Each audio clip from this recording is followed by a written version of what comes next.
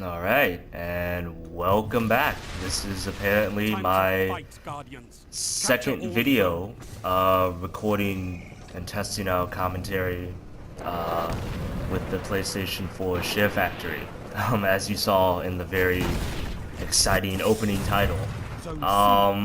So yeah, this is still me just playing around and just trying to figure out the best way to go about using the editing software that with the PlayStation 4 in order to kind of add some commentary with some gameplay. And I think it's really cool that they have something like this. And I think it's really cool that the newer consoles, or at least I'm pretty sure the Xbox One does, allows you to record video. It allows you to live stream at the press of a button. I think that's really cool. And I think it's really going to kind of open up the community and give access to more people, to showcase their gameplay, to share their gameplay with people and other gamers and players from around the world. Now, granted, I can understand some people may be a bit disappointed because it seems almost a little bit too easy. I mean, just playing around with the Share Factory, I've only spent maybe 2 days at most on it, and I seem to have a pretty solid concept of what it can do. Unfortunately, it doesn't allow you to upload directly to YouTube, but from what I heard, that's going to change in a couple of months or so, so that's just great. So we're either going to see a lot of, untapped creative content kind of exploding onto the web, or we're just going to see a lot of really crappy gameplay videos. I'm not saying this one's good either, but, who knows what can happen in the next couple months. But anyway, the topic I want to talk about, as the title said, is internet speed in Korea. The gameplay that we see here is alpha gameplay from the Destiny alpha. They announced it at E3, and I was able to get in to the alpha on PlayStation 4, and I was able to spend a weekend playing around with the different modes and the different gameplay. And honestly, I really like it.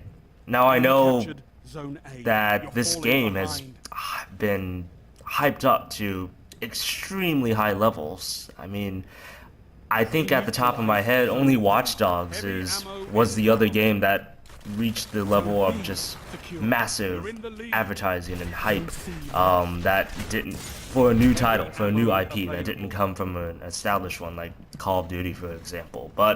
And we're really skeptical about titles like that. When you put such a massive amount of hype and promise people, the next best thing since,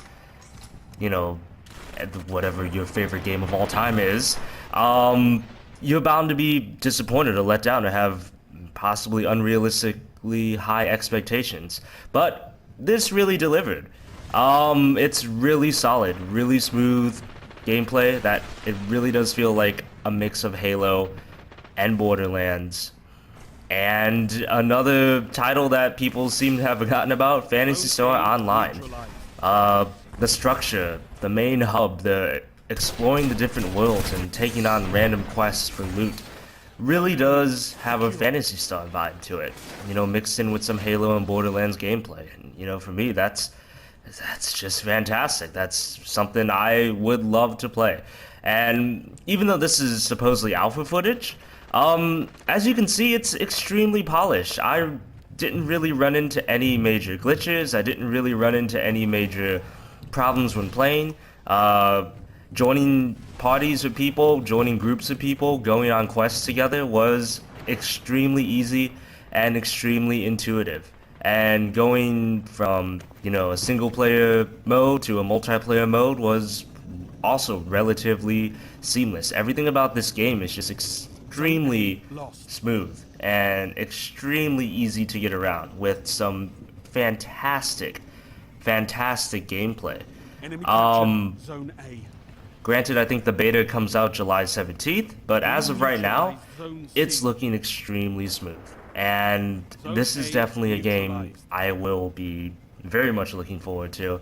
And hopefully some of my friends are able to pick it up as well. But as you can see, I got off topic again. What was I talking about? I was talking about the internet in Korea.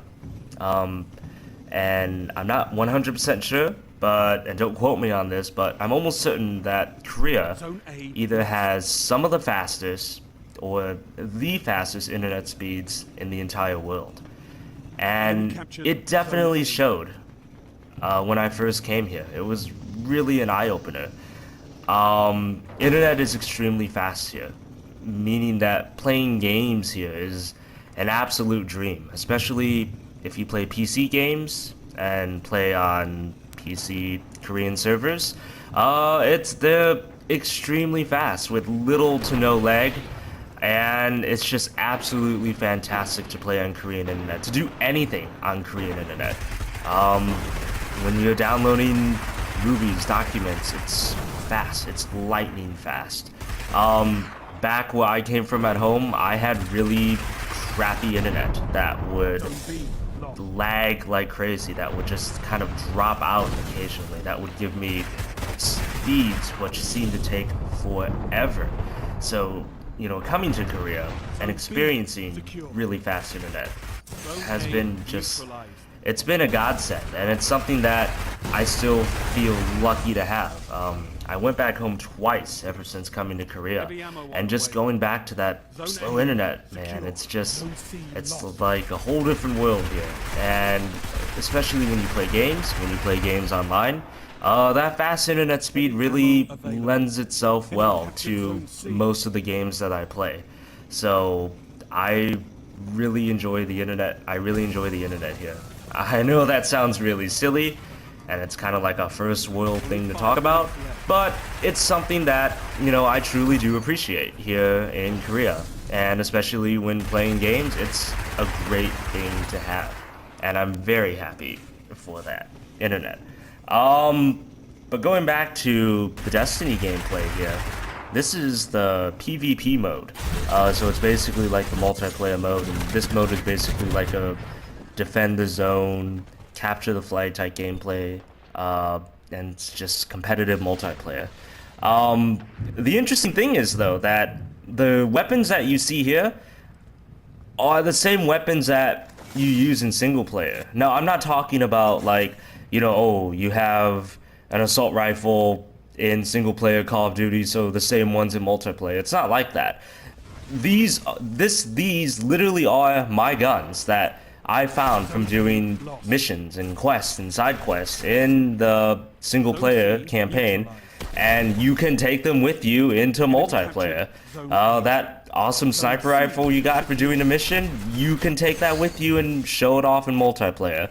And it's been really interesting to play with different people and to see that how they use their weapons, and the weapons that they do use, and how they differ and how they compare to what you have. And, you know, granted, you could do that in a lot of modern FPSs that, you know, follow the Call of Duty leveling up style, but this one feels a little bit different.